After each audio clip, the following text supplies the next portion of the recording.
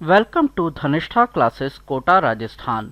आज हमारा टॉपिक है डिमांड और इस लेक्चर में हम कवर करेंगे meaning of demand, law of demand, assumptions of the law of demand and why does the law of demand operate.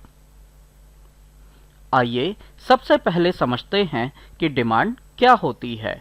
Demand means the quantity of a commodity that consumers wish to purchase in the market in a given period of time and at a given price. यानी demand किसी भी commodity की वो quantity है जो consumers purchase करना चाहते हैं एक गिवन पीरियड ऑफ टाइम में और एक गिवन प्राइस पे। डिमांड दो प्रकार की होती है, इंडिविजुअल डिमांड और मार्केट डिमांड।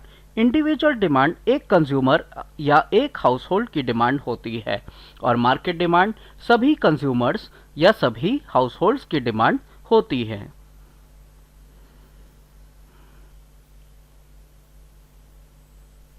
आइए अब लॉ ऑफ डिमांड या मांग का सिद्धांत समझते हैं।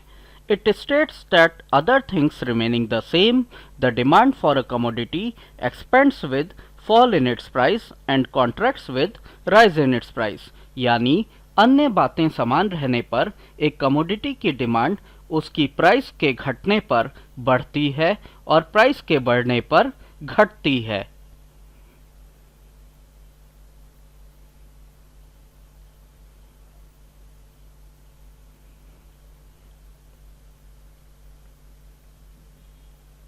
लॉ ऑफ डिमांड को समझने के लिए हमें कुछ एजम्पशंस या मान्यताएं माननी पड़ती हैं, जैसे no change in the level and distribution of income. यानी जब तक हम मांग का सिद्धांत पढ़ रहे हैं तब तक हम ये मानते हैं कि लोगों के इनकम लेवल और डिस्ट्रीब्यूशन ऑफ इनकम में कोई परिवर्तन नहीं होगा। No change in the taste, nature and fashion of the consumers. यानी लोगों के टेस्ट, नेचर या फैशन में भी कोई परिवर्तन नहीं होगा। और no change in the prices of related goods. Related goods substitute और कॉम्प्लीमेंट्री गुड्स होते हैं, यानी इनकी प्राइस में भी कोई परिवर्तन नहीं होगा।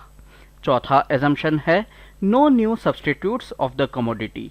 यानी जिस कमोडिटी की हम बात कर रहे हैं उसका कोई नया सब्स्टिट्यूट भी मार्केट में नहीं आएगा। पांचवा एजम्पशन है no expectation of further changes in the price. यानी आगे आने वाले समय में हमें प्राइस में कोई परिवर्तन की उम्मीद भी नज़र नहीं आती। और आखिरी एजम्पशन है नो चेंज इन पॉपुलेशन। यानी जनसंख्या में भी कोई परिवर्तन नहीं होगा।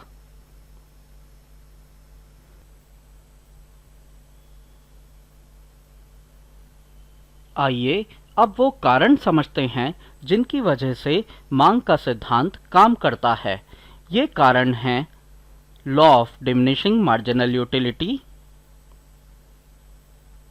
Income effect, substitution effect, new customers और डिफरेंट यूजेस।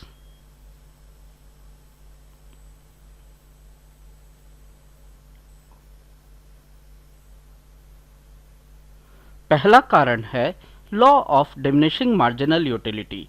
हम जानते हैं कि एक कंज्यूमर एक कमोडिटी की उपयोगिता के बदले कुछ मूल्य चुकाता है और वो कमोडिटी तब तक कंज्यूम करेगा जब तक उसकी मार्जिनल यूटिलिटी प्राइस के बराबर नहीं आ जाती। यानी प्राइस गिरने पर वो ज़्यादा परचेज करेगा। जैसे यहाँ पे लिखा हुआ है कि he will purchase more of a commodity only when the price false.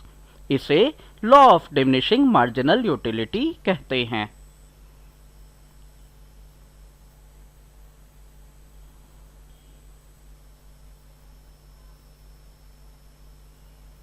दूसरा इफेक्ट है income effect. When the price of a commodity falls, a consumer has to spend less on the purchase of the same quantity।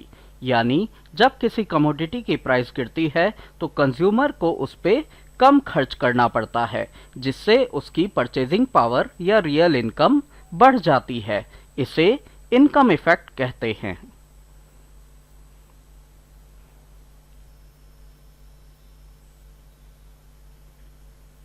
तीसरा effect है substitution effect. When the price of a commodity falls, it becomes cheaper in comparison to other commodities। यानी जब किसी commodity की price गिरती है तो वो दूसरी कमोडिटीज के कंपैरिजन में चीपर या सस्ती हो जाती है। इसे यहाँ दी हुई टेबल के द्वारा भी समझ सकते हैं। जैसे यहाँ पे दिया हुआ है कि Y की कीमत 100 रुपये से 90 हो गई तो वो X के कंपैरिजन में सस्ती हो गई, यानी कंज्यूमर Y को खरीदना ज़्यादा पसंद करेंगे। इसे सब्स्टिट्यूशन इफेक्ट कहते हैं।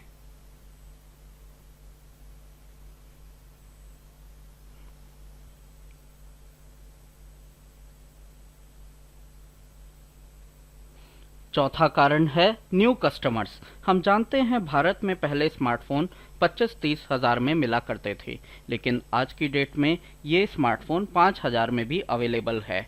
तो इससे पहले जो लोग अफोर्ड नहीं कर पाते थे वो आज की डेट में स्मार्टफोन खरीद पाते हैं, यानी नए लोगों के जुड़ने से डिमांड स्मार्टफोन की बढ़ गई है।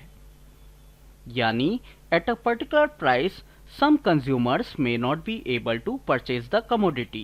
As price falls, these consumers may start purchasing the commodity. ये भी एक बहुत महत्वपूर्ण कारण है डिमांड के बढ़ने का।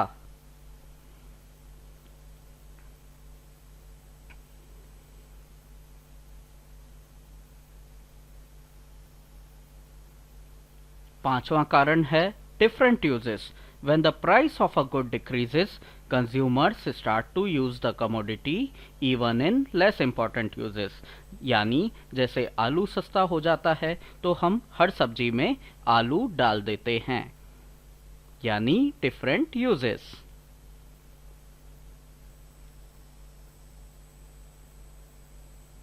अगर आप हमारे लेक्चर्स आगे भी देखना चाहते हैं तो हमारी चैनल सब्सक्राइब करें। We are at Rangbari road, Kota, Rajasthan.